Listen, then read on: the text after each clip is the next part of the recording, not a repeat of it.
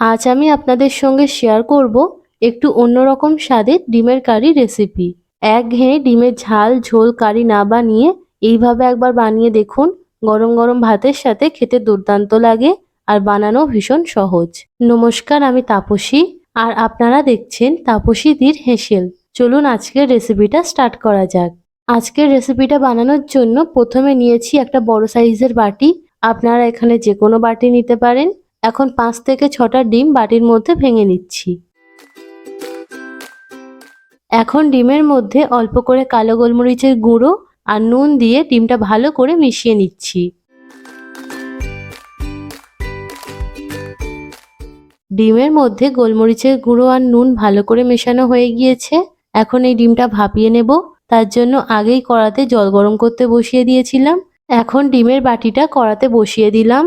এবারে গ্যাসের ফ্লেমটা লো থেকে মিডিয়ামের মধ্যে রেখে এটা ঢাকা দিয়ে ভাপিয়ে নেব।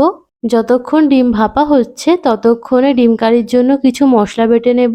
তার জন্য শিলনোড়ায় নিয়ে নিয়েছি 4-5টা কাজু, 1 চামচ পোস্ত আর 1 চামচ সাদা তিল। এখন অল্প জল দিয়ে এটা মিহি করে বেটে নিচ্ছি।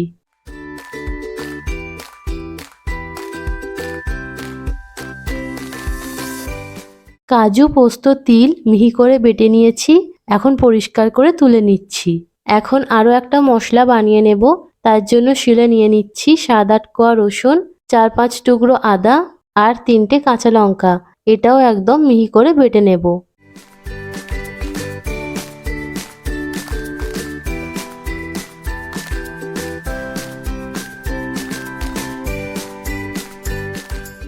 আপনারা চাইলে এই মশলাগুলো খুব সহজে মিক্সার গ্রাইন্ডারে করে নিতে পারেন। মশলা বাটা হয়ে গিয়েছে। এখন এটা পরিষ্কার করে তুলে নিচ্ছি। ডিম কারির জন্য বাটা মশলা তৈরি। এদিকে ডিম ভাপা হয়ে গিয়েছে। গ্যাসটা বন্ধ করে দিলাম। এখন এটা ঠান্ডা হয়ে গেলে বাটিটা কড়া থেকে তুলে নিলাম। এখন একটা ছুরি দিয়ে ডিমটা পিচ পিচ করে কেটে নেব।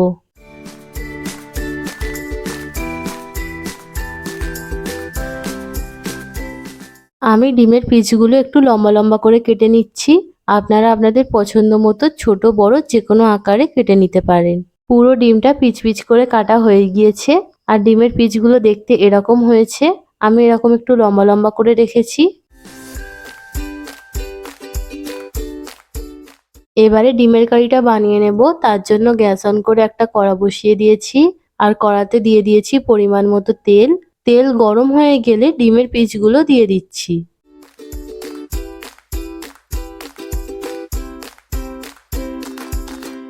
এখন ডিমের পিসগুলো উল্টে পাল্টে ভেজে নিচ্ছি। খুব বেশি কড়া করে ভাজবো না, কারণ বেশি কড়া করে ভাজলে খেতে ভালো লাগবে না, তাই হালকা করে ভেজে নিচ্ছি।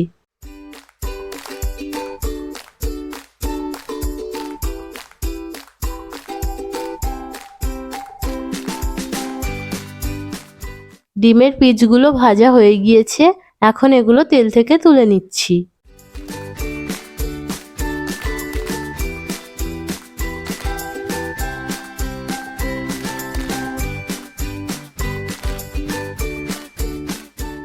এবারে ওই তেলে ফোড়নের জন্য দিয়ে দিচ্ছি গোটা গরম মশলা, একটা তেজপাতা আর 2টো শুকনো লঙ্কা। এখন গোটা মশলাগুলো হালকা করে ভেজে নিচ্ছি। এখন দিয়ে দিচ্ছি 2টো মিডিয়াম সাইজের পেঁয়াজ কুচি। পেঁয়াজটা এখন বাদামি করে ভেজে নেব।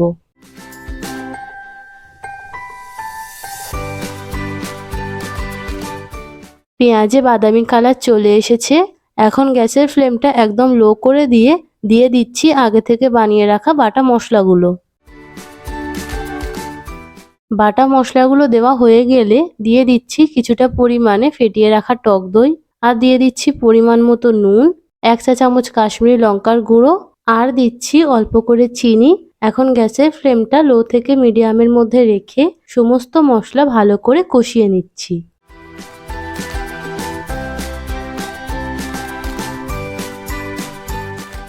মশলা কষানো হয়ে গিয়েছে আর মশলা থেকে তেল ছাড়া শুরু হয়ে গিয়েছে। এখন এতে দিয়ে দিচ্ছি পরিমাণ মতো জল। এবারে দিয়ে দিচ্ছি ভেজে রাখা ডিমের পিসগুলো আর একটা টমেটো কুচি। এখন এটা একটু নেড়েচেড়ে নিয়ে ঝোলটা ভালো করে ফুটিয়ে নেব।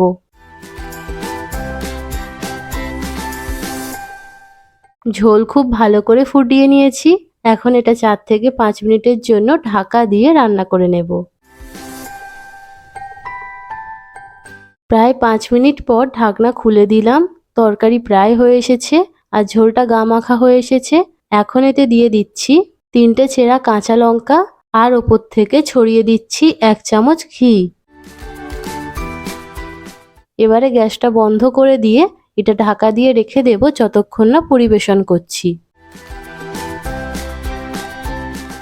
আপনারা দেখলেন এই ডিমের কারি তৈরি করা কতটা সহজ।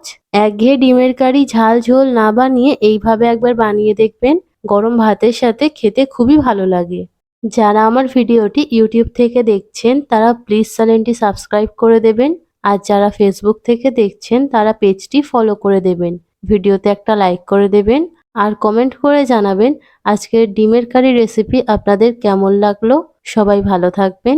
দেখা হচ্ছে পরের ভিডিওতে।